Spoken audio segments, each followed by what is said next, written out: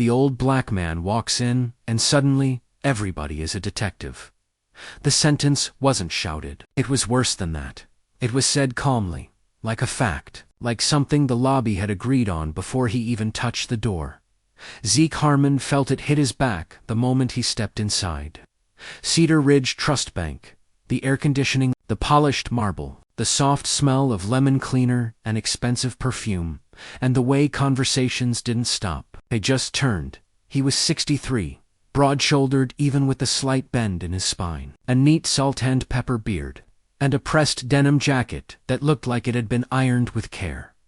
His left hand gripped a worn cane. His right hand held an envelope like it was the last dry thing in a storm BHL behind him. The glass doors side closed, and in that second, it felt like the whole room decided what he was: a problem, a threat, a mistake that had wandered in.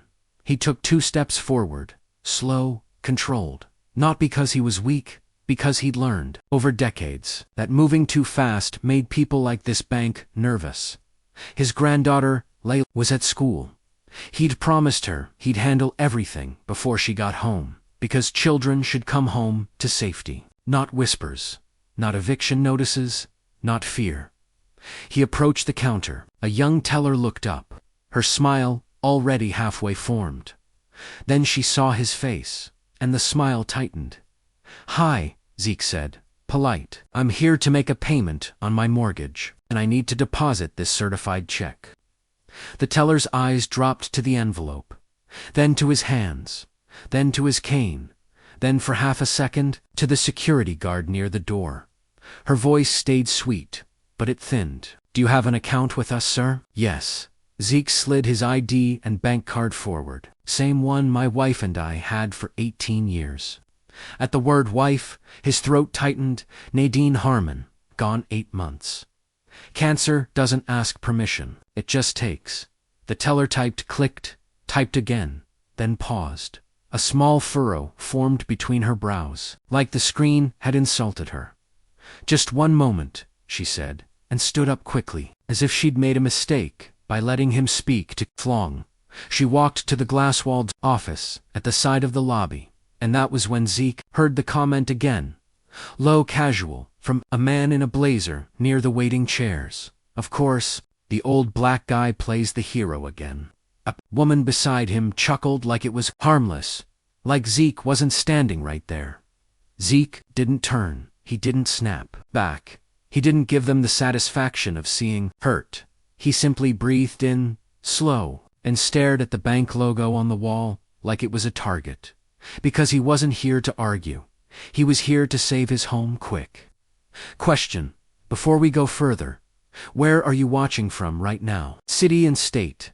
And if you're here for stories about dignity, fairness, and real accountability, hit like and subscribe." All right, back to Zeke. Inside the glass office, the teller spoke fast, her hands moving like she was explaining a fire. A man inside the office stood up, mid-40s, perfect haircut, crisp shirt, a smile that never reached his eyes. Branch manager Colin Stroud. Tolan walked out like he owned the air. He didn't look at Zeke's face first. He looked at the envelope. "Mr. Harmon," Colin said, reading the name like it tasted wrong. "I'm going to need to ask you a few questions." Zeke held his posture steady. "That's fine." Colin tapped the counter. "This check. Where did you get it?" "It's a settlement from the VA," Zeke said. "Back pay. Hearing damage."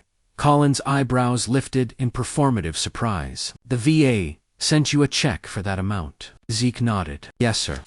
Colin leaned closer, lowering his voice as if he was being kind. "Mr. Harmon, I'm just trying to protect you here. There are a lot of scams going around. People get taken advantage of. People, not him." "Not sir. People." Zeke didn't bite. "It's certified. You can verify it." Colin straightened, and his kindness vanished. He turned to the teller. "Pull his account history." Then he looked back at Zeke and smiled again, sharp this time. "Also," Colin said louder now so the lobby could hear, "we're going to need you to step aside while we review this." A few heads lifted, a few phones subtly tilted. Zeke felt heat rise in his face. Not anger, shame. Because they were making a stage out of him. He swallowed it down. I'll wait right here. Colin's smile twitched. Actually no, over there. He pointed to a small chair near the security guard. Like Zeke was being placed like an item. Zeke moved to the chair. His cane tapped the marble twice. The security guard, a white man with a gray mustache, glanced down at Zeke like he'd already been told the story. Zeke sat and waited. Minutes. Crawled. Colin didn't hurry. He enjoyed this. Then Colin returned with a piece of paper. He waved it like proof. Mr. Harmon, Colin announced, your account has irregularities. Zeke's stomach tightened. What irregularities? Colin's eyes flicked around the lobby first, checking his audience. Then he said it. This check appears fraudulent. The lobby went quiet in that special way, not silence. Attention, Zeke stood slowly, cane planted firm. That's not possible.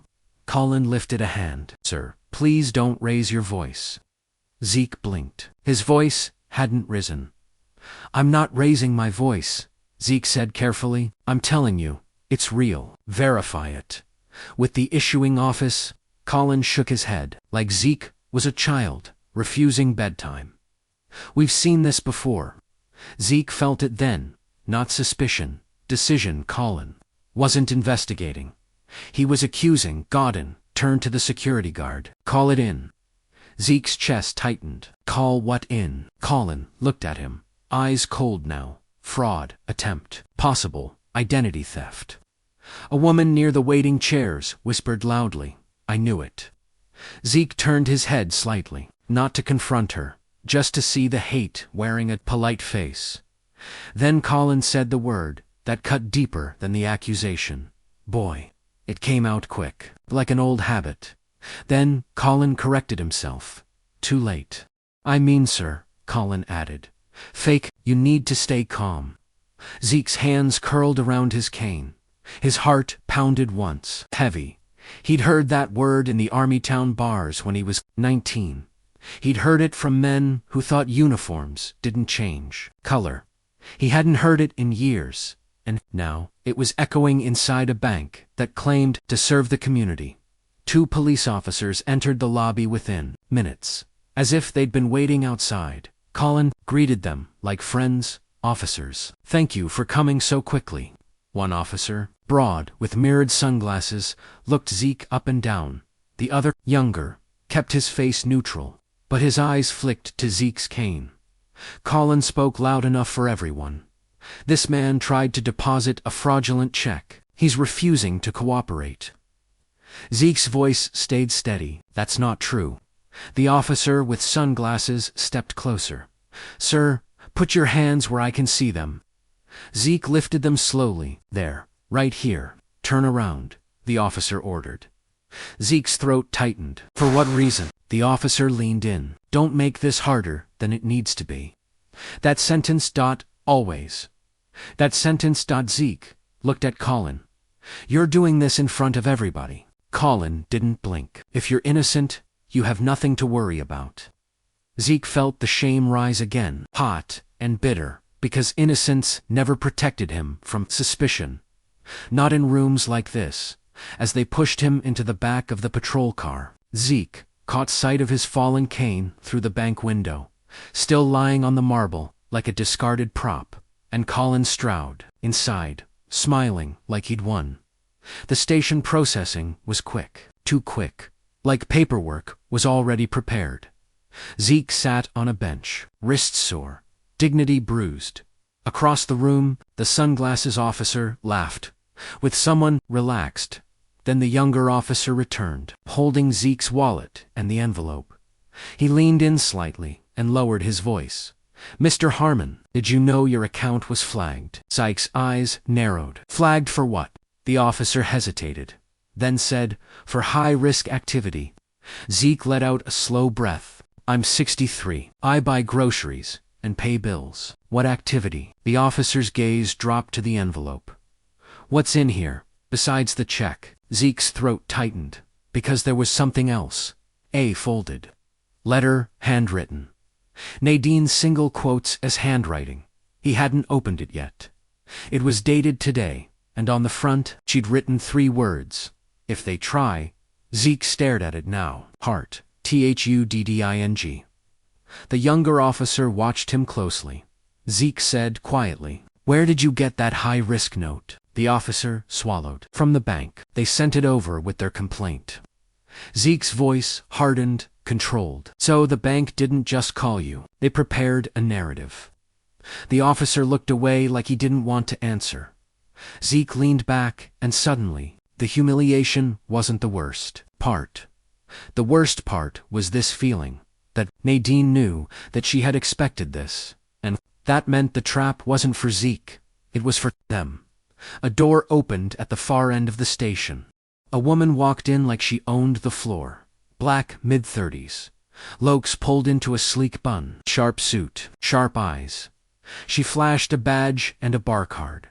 "Attorney Simone Caldwell," she said. "I'm here for Ezekiel Harmon." The sunglasses officer stiffened. "He's being processed." Simone's smile didn't reach her eyes. "No, he's being targeted, and you're going to release him." Zeke stared. "Simone," he said softly. She looked at him, and her expression flickered with pain and respect.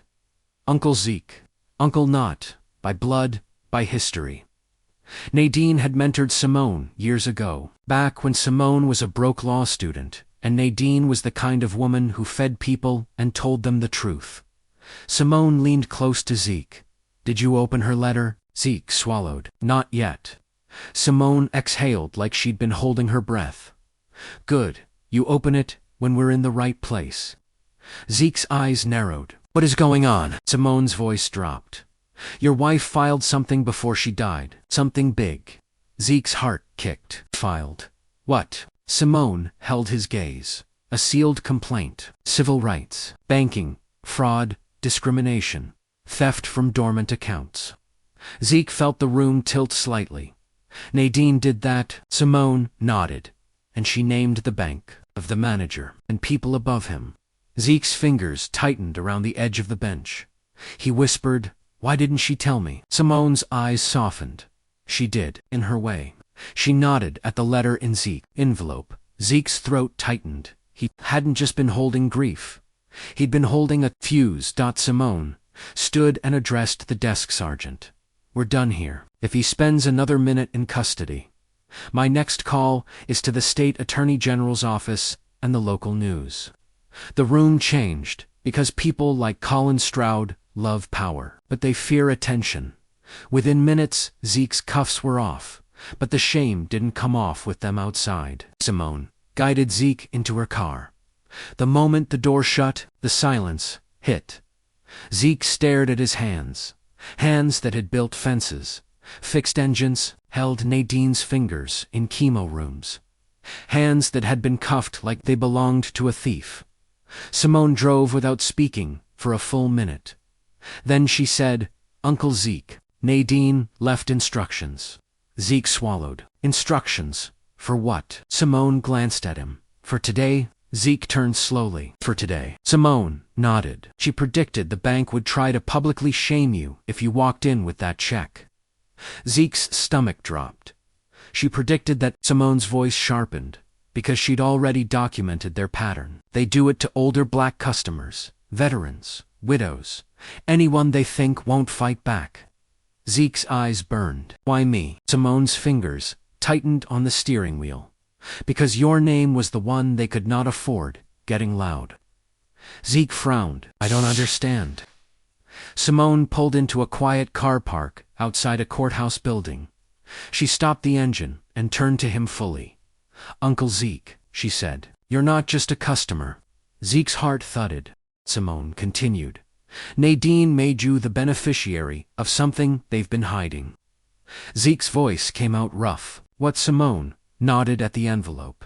"The letter explains it, but we open it in front of the right people, in the right room." Zeke stared at the courthouse doors, and suddenly the humiliation in the lobby felt like a spark, because this wasn't over.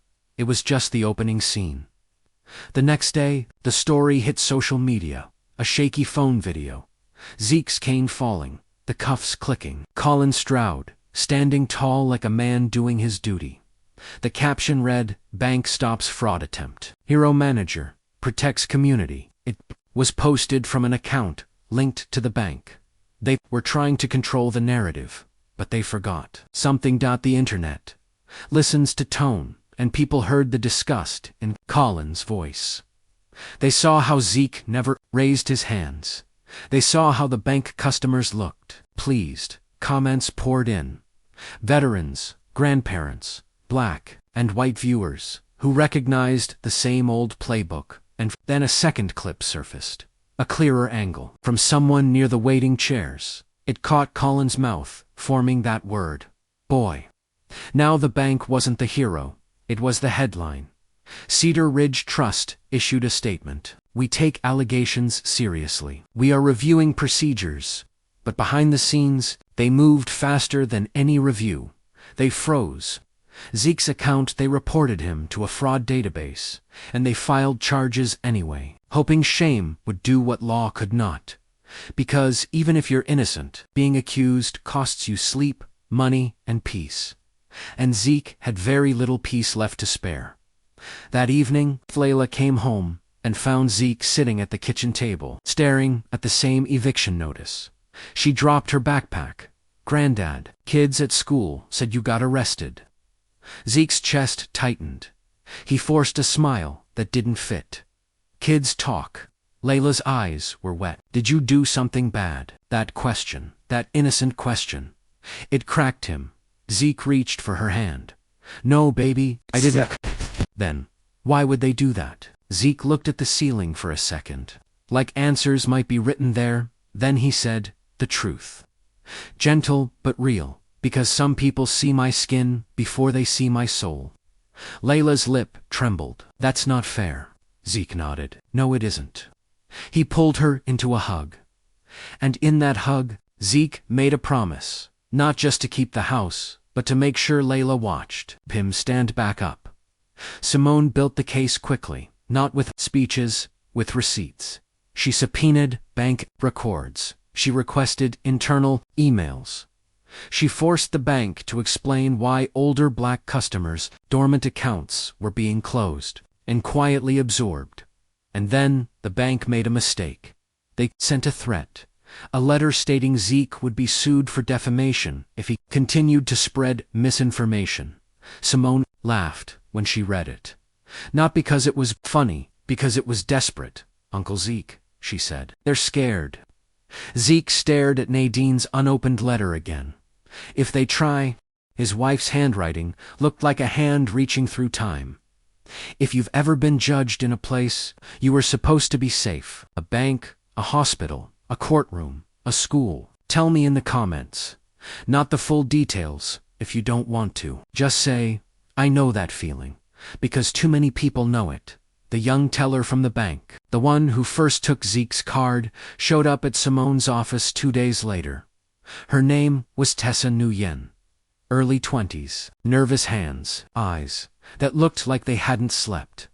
She stood in the doorway like she expected to be shouted at. Simone didn't raise her voice. She simply said, "Close the door, Tessa." Tessa flinched, then obeyed. Zeke sat quietly in the corner, cane resting against his knee. Tessa's voice shook. "I'm sorry. Mr. Harmon, I'm so sorry." Zeke held her gaze. "Why did he do it?" Tessa swallowed hard. "Because your account, your wife's account, it was on a list." Simone leaned forward. "What list?" Tessa whispered, "Dormant recovery." Zeke frowned. "What does that mean?" Tessa's eyes filled. "It means accounts they thought nobody would fight for. Elderly veterans, widows, people who don't have lawyers." Simone's voice went quiet, dangerous. "And Nadine Harmon." Tessa's throat bobbed. She caught it. She caught them moving money. Zeke's chest tightened. Nadine, his wife, wasn't just a victim of cancer. She'd been at war before. She died. Tessa reached into her bag and pulled out a small printed slip. "A transaction log," she said. "I printed it before Colin locked me out. It shows your account was accessed the night before you came in." Zeke's eyes narrowed. Accessed by who? Tessa's whisper was barely audible. Colin Stroud, Simone, took the slip and stared at it like it was a bullet. Then she looked at Zeke. Uncle, this is it. Zeke's jaw tightened. So he called me a criminal while he was stealing from my wife. Tessa started to cry. I tried to tell him it was wrong. He said, I should be grateful I even had a job, he said.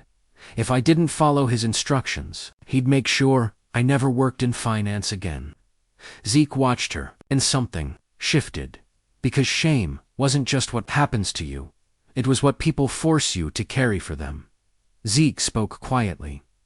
You're here now, that matters. Tessa looked up, shocked, as if she expected anger. Zeke's voice stayed steady. But you're going to tell the truth, where it counts. Simone nodded. In court. Court day came fast. Cedar Ridge District Court. A building that smelled like old paper and old power. Outside, cameras waited not because they cared about Zeke, because a viral story had become a spectacle. Zeke stepped out of Simone's car in a clean navy suit, his beard freshly shaped, his cane polished. He looked like someone's granddad, someone's deacon, someone's neighbor who waves when you drive by. But the crowd didn't see that. They saw a headline. Simone squeezed his arm. You ready? Zeke looked up at the courthouse steps. I've been ready, he said, and I've been tired. Inside the courtroom, Colin Stroud sat behind the bank's legal team like a prince watching a trial he'd bought. He wore a smug expression. Like he expected Zeke to fold. The prosecutor stood, a white man with a cheerful voice that didn't match his eyes. Mr. Harmon, the prosecutor began. Isn't it true you've had financial difficulties since your wife passed? Zeke's jaw tightened. Simone rose. Objection, relevance. The judge, a black woman in her 40s, with a composed face, considered it. Overruled, she said. Answer the question. Zeke blinked. That sting, again, like the room was turning his grief into entertainment. Zeke answered calmly. Yes, medical bills are expensive. The prosecutor smiled, like he'd caught something. And you're behind on your mortgage, correct? A murmur rippled through the courtroom. Zeke felt the shame surge up his throat. This wasn't about fraud now. This was about painting him as desperate. Like desperation equals criminal. Yes, Zeke said, voice firm. I'm behind. The prosecutor leaned forward. So you needed money. Simone's voice snapped. Objection. He's implying motive. The judge held up a hand, sustained. Move on. But the damage was done. People had heard behind on mortgage. And some minds closed like locks. Then the prosecutor turned, gesturing dramatically toward the screen. He played the bank video, the one the bank had posted first. Zeke watched himself on the footage. Being grabbed, his cane falling, the cuffs clicking, and he heard the courtroom react like it was a reality show. A few quiet laughs, a few judgmental sighs, the prosecutor said. This is a man who attempted to deceive a financial institution. A man who became aggressive when confronted.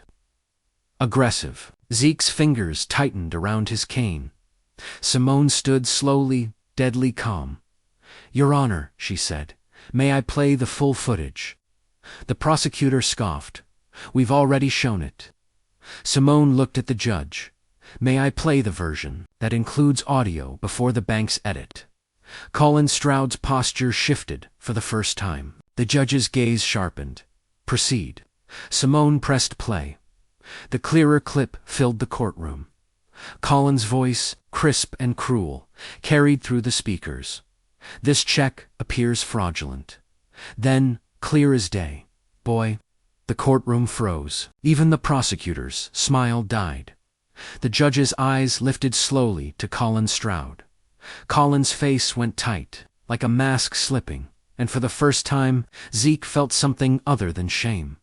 He felt the room finally see what he'd been carrying. The younger officer from the station stepped into the courtroom and took the stand.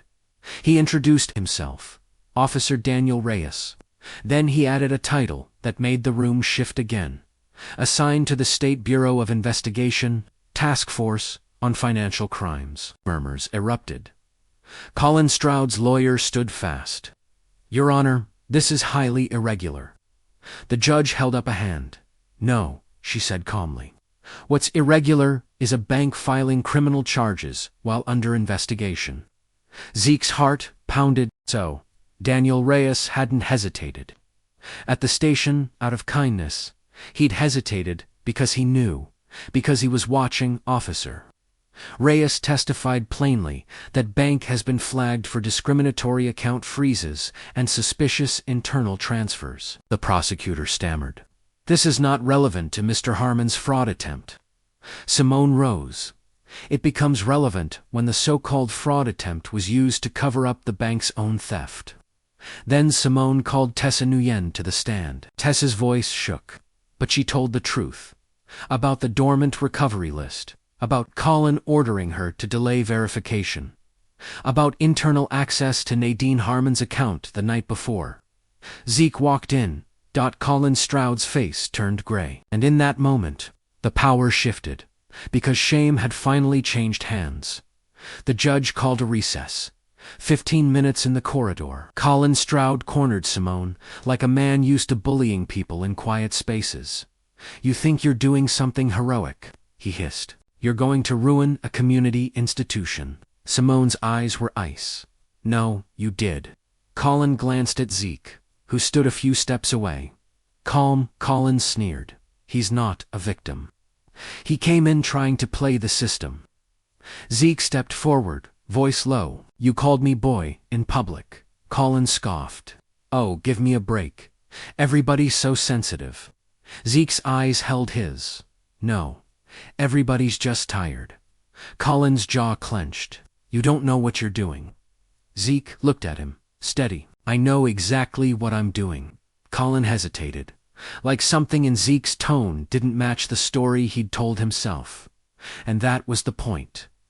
Back in the courtroom, the judge returned. Her expression was firm. I am dismissing the criminal charge against Mr. Harmon. A wave of relief hit Zeke's chest. But the judge wasn't done. She looked directly at Colin Stroud. And I am referring this matter to the Attorney General for investigation of Cedar Ridge Trust Bank. Colin's lawyer stood, panicked. Your Honor, my client objects. The judge's voice stayed calm. Your client should have objected to discrimination. Zeke's throat tightened. Simone turned to him. Now, she whispered. Open Nadine's letter. Zeke opened the envelope with careful hands. The paper inside was thick. Official, not just a personal note. He unfolded it. Nadine's handwriting flowed across the top. My love, if they try to shame you, let them. Zeke's vision blurred. He blinked hard. Then he read the next lines aloud, voice steady but full. I did not spend my last months watching greedy men steal from our elders and our veterans. I documented everything. I secured everything. And I made sure the truth would be opened where they could not bury it. The courtroom was silent. Zeke continued. Reading enclosed is confirmation of the Nadine Harmon Community Trust, established with controlling shares of Cedar Ridge Trust Bank. Murmurs erupted. Colin Stroud's head snapped up. What? He whispered, almost involuntary. Zeke read the line that hit like a gavel. Upon my passing, those shares transfer to Ezekiel Harmon, who becomes the majority shareholder, effective immediately. Colin Stroud's face drained, because suddenly, the man he'd humiliated in the lobby owned him. Zeke's chest tightened as he read the next part. And if the bank is found to have discriminated against customers or misappropriated dormant funds, the trust mandates a conversion of assets into a community credit union, with priority services for seniors and veterans, with external oversight. The judge's eyebrows lifted slightly. Even she hadn't expected that. Zeke turned the page, and Nadine's final line was simple. Do not let them turn you into a story of shame. Turn them into a lesson. Zeke's hands trembled. Not from weakness, from the weight of love. and the weight of justice. Colin Stroud stood abruptly. "This is insane. She can't do that." Simone's voice cut in, crisp. "She did. It's filed. It's legal. And your internal transfers make it enforceable." Colin's mouth opened, then closed, for the first time. He looked like a man seeing consequences in real time. The judge looked at Zeke, her tone softening just a fraction. "Mr. Harmon, it appears your wife gave this court more than testimony." Zeke swallowed hard. "She gave me a way to protect people like me." And in that moment, the shame lifted, not erased, but transformed, because the same lobby that tried to break him had unknowingly crowned him outside the courthouse. Cameras swarmed. They shoved microphones at Zeke. "How does it feel to be vindicated? Are you suing? Is the bank finished?" Zeke raised a hand for quiet. His voice was calm. "I'm not here to destroy a community. I'm here to clean it." He glanced at the cameras. Elders should not be hunted. Veterans should not be mocked. Widows should not be robbed. Then he said the line that hit hardest for anyone watching who'd ever been humiliated. "They tried to shame me in public, so I'm holding them accountable in public." Simone stepped beside him. Tessa stood further back, eyes red, but standing. Zeke looked at her. "You did the right thing," he said quietly. Tessa nodded, tears slipping. "I'm sorry it took fear for me to move," Zeke answered. "Simple. You moved." That was redemption, not for Colin, for the person who chose courage over comfort. Within weeks, Cedar Ridge Trust Bank's board was forced into emergency session. Colin Stroud was terminated, not quietly, publicly. Zeke attended the meeting in the same denim jacket he'd worn the day they cuffed him, not because he couldn't afford a suit, because he wanted them to remember exactly who they tried to turn into dirt. He looked around the boardroom and said, "Calm as rainfall. We're going to audit every closed account. We're going to reimburse every elder you stole from. And we're going to build something that serves people, not predators." Silence. Then one board member cleared his throat. "Mr. Harmon, will you accept an apology on behalf of the bank?" Zeke stared at him. "An apology is a start," Zeke said. "Restitution is the finish. Because shame is cheap, accountability costs." That night, Zeke came home to Layla on the sofa. Homework spread out, eyes wide. She held up her phone.